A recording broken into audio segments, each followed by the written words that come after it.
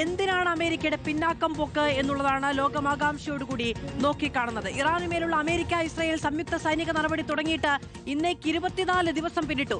ഇതിനോടകം യുദ്ധം ഇന്ത്യയും ഒന്നാകെ ബാധിച്ചിരിക്കുകയാണ്. നമ്മുടെ സാമ്പത്തിക രംഗത്തും ദൈനംദിന ജീവിതത്തിലും വലിയ ആഘാതമാണ് പശ്ചിമേഷ്യയിലെ സംഘർഷമുണ്ടാക്കിയിരിക്കുന്നത്.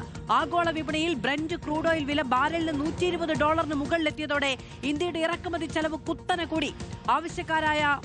ഇന്ത്യക്ക് ആവശ്യമായ പാചകവാതകത്തിന്റെ 90% വരുന്നത് ഗൾഫ് മേഖലയിൽ നിന്നാണ്.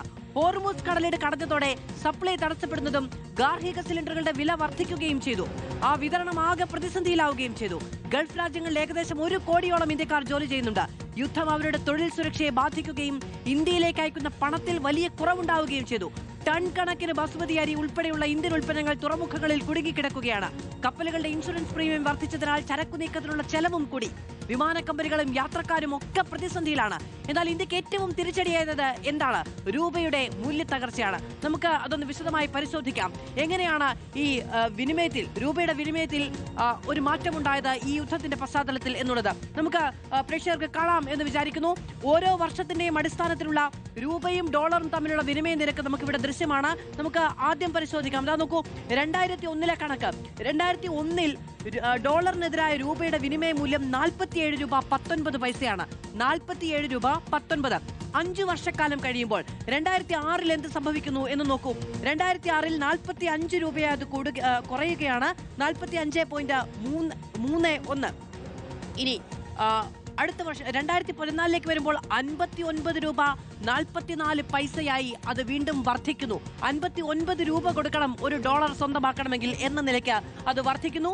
പിന്നീട് 2019 വരുമ്പോൾ 69 രൂപ 18 പൈസ എന്ന നിലയ്ക്ക് വരുന്നു. ഓർമ്മയുണ്ടാകുമല്ലോ അല്ലെ, ആ സമയത്തുണ്ടാകുന്ന രാഷ്ട്രീയ വാഗ്ദാനങ്ങളൊക്കെ എന്തായിരുന്നു എന്നുള്ളത്.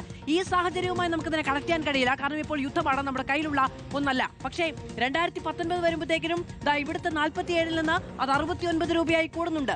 ഇനി അടുത്ത വർഷം 2024 അത് 83 രൂപ 41 പൈസയായി മാറിയിരിക്കുന്നു. 2019 69 രൂപയായിരുന്നെങ്കിൽ 2024 വരുമ്പോൾ 83 രൂപ 41 പൈസയായി വർദ്ധിക്കുന്നു. 2025 അത് 88 രൂപ 29 പൈസയായി വർദ്ധിക്കുന്നു.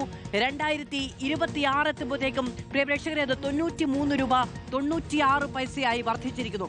ഇതാണ് വർഷാവർഷം ഉള്ള കണക്ക് നോക്കുകയാണെങ്കിൽ, അതായത് 47 രൂപയിൽ നിന്ന് 93 രൂപയിലേക്ക് ഏതാണ്ട് ഇരട്ടിയോളം ഈ ഡോളറിനെതിരായ രൂപയുടെ വിനിമയ മൂല്യം, അത് നമ്മുടെ മൂല്യം കുറഞ്ഞിരിക്കുന്നു, ഡോളറിന്റെ വിനിമയ മൂല്യം കൂടിയിരിക്കുന്നു എന്നുള്ളതാണ് നമുക്ക് ഇതിൽ നിന്ന് മനസ്സിലാക്കാൻ കഴിയുന്നത്. ഇനി നമുക്ക് അടുത്ത പേജിലേക്ക് പോകാം. ഇവിടെ യുദ്ധം തുടങ്ങി ഫെബ്രുവരി 27 ഫെബ്രുവരി 27 മുതലുള്ള വ്യത്യാസം എന്താണ് എന്നതുകൂടി നമുക്ക് നോക്കാം. നമ്മുടെ മുന്നിലെ ഡേറ്റ് ഉണ്ട്, ഫെബ്രുവരി 27 ഫെബ്രുവരി 27 വിനിമയ മൂല്യം 91 രൂപ 1 പൈസയാണ്.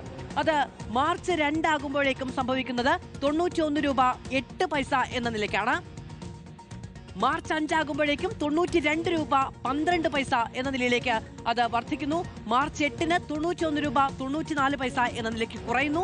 പിന്നീടും വർധനയാണ്. നമുക്കിതാ ഈ ഗ്രാഫ് അത് വളരെ വ്യക്തമാക്കുന്നുണ്ട്. ഇടയ്ക്ക് മാത്രമാണ് ഒരു കുറവുണ്ടാകുന്നത്. പിന്നീട് മാർച്ച് 11 ആകുമ്പോഴത്തേക്കിനും എന്താണ് സംഭവിക്കുന്നത് എന്നത് കൂടി നോക്കാം. മാർച്ച് 11 ആകുമ്പോൾ 91 രൂപ 22 പൈസ എന്ന നിലയ്ക്ക് വർദ്ധിക്കുന്നു. മാർച്ച് 14 92 രൂപ 17 പൈസ. പിന്നെയും നേരിയ വർധന ഉണ്ടാകുന്നു, 92 രൂപ 28 പൈസ. മാർച്ച് 17 ആകുമ്പോഴേക്കും അടുത്തത് മാർച്ച് 20 മാർച്ച് 20 93 രൂപ 69 പൈസ എന്ന നിലയിലുള്ള വർധനയുണ്ടാകുന്നു. മാർച്ച് 23 അത് 93 രൂപ 96 പൈസ എന്ന നിലയ്ക്കുള്ള വർധനയും ഉണ്ടാകുന്നു. ഇതാണ് ഈ യുദ്ധം ആരംഭിച്ചപ്പോൾ മുതൽ ഈ നിലയ്ക്ക് എത്തി നിൽക്കുന്നത് വരെയുള്ള രൂപയുടെ വിനിമയ മൂല്യത്തിലെ മാറ്റം. രൂപയുടെ മൂല്യം ഇടിഞ്ഞാൽ ഇന്ത്യക്കുണ്ടാകുന്ന നഷ്ടങ്ങൾ എന്തൊക്കെയാണ് എന്നതുകൂടി നമുക്ക് നോക്കേണ്ടതുണ്ട്. രൂപയുടെ മൂല്യം കുറയുമ്പോൾ ഇന്ധനമടക്കമുള്ള ഇറക്കുമതി ചെലവ് കുത്തനെ കൂടും. പെട്രോൾ ഡീസൽ വിലവർധനയും അതുവഴി ചരക്കു നീക്കത്തിനുള്ള ചെലവ് കൂടി നിത്യോപയോഗ സാധനങ്ങളുടെ വിലക്കയറ്റത്തിനും കാരണമാകും. അതായത് നമുക്ക് ഇന്ധനം കിട്ടാനുള്ളതിന് വലിയ തോതിലുള്ള പണം നമുക്ക് ഈ ഇറക്കുമതിക്ക് വേണ്ടി ചെലവഴിക്കേണ്ടി വരും. കയറ്റുമതിയേക്കാൾ കൂടുതൽ ഇറക്കുമതി നടത്തുന്ന രാജ്യമായ ഇന്ത്യക്ക് രൂപയുടെ മൂല്യം ഇടിയുന്നത് വ്യാപാര കമ്മിയുണ്ടാക്കും. ഇത് രാജ്യത്തിന്റെ സാമ്പത്തിക ഭദ്രതയെ തന്നെ ദോഷകരമായി ബാധിക്കുകയും ചെയ്യും. വിദേശത്ത് പഠിക്കുന്ന ഇന്ത്യൻ വിദ്യാർത്ഥികൾക്ക് ട്യൂഷൻ ഫീസിനും താമസത്തിനുമായി കൂടുതൽ രൂപ ചെലവാക്കേണ്ടി വരും. അതുപോലെ തന്നെ വിദേശയാത്രകൾക്കും വിമാന ടിക്കറ്റ് നിരക്കുകൾക്കും തുക അധികമായി നൽകേണ്ടി വരും. വിദേശ രാജ്യങ്ങളിൽ നിന്ന് ഡോളറിൽ വായ്പ എടുത്തിട്ടുള്ള ഇന്ത്യൻ കമ്പനികളുടെ തിരിച്ചടവ് ബാധ്യത കൂടും. ഇത് കമ്പനികളുടെ ലാഭവിഹിതത്തെ ബാധിക്കുകയും ഓഹരി വിപണിയിൽ ഇടിവുണ്ടാക്കുകയും ചെയ്യും. അങ്ങനെ പല പല പ്രതിസന്ധികൾക്കും രൂപയുടെ മൂല്യത്തകർച്ച കാരണമാകും. എന്നാൽ രൂപയുടെ മൂല്യത്തകർച്ച കൊണ്ട് ലാഭം നേടുന്ന ഒരു കൂട്ടരുണ്ട്. അത് പ്രവാസികളാണ്. പ്രവാസികൾ നാട്ടിലേക്ക് പണം അയക്കുമ്പോൾ മുൻപത്തേക്കാൾ കൂടുതൽ തുക ലഭിക്കും എന്നത് അവർക്ക് ലാഭമാണ്.